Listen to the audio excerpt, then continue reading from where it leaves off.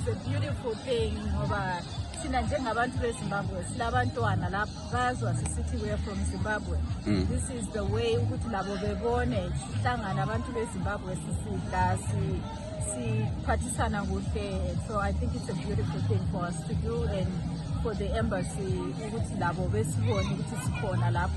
Sibona uma ambassador ubekhona namhlanje exoxa lezalwane zeZimbabwe. Ubona ngani kuqhakathekile na ukubona uambassador exoxa lezalwane zeZimbabwe?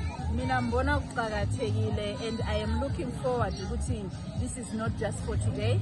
Siyakhangela ukuthi uza part of this community, uzahlangana lathi siba lesikhathi zokuthi siyafelwa. We look for that comfort from our own people. So I'm hoping with ambassador, now that he knows we are here, uzabambana lathi everything okwenzakalayo will become part of this community.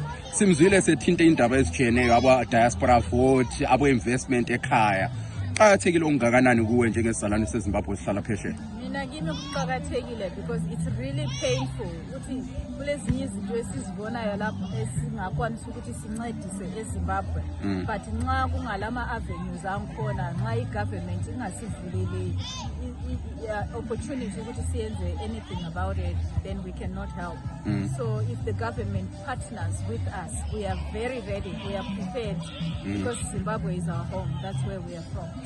Bengicela ukuthi ugqibe ingxoxo yethu ngokuphosela amazwi akho okugcina ikakhulukazi to all Zimbabweans abahlala phesheya.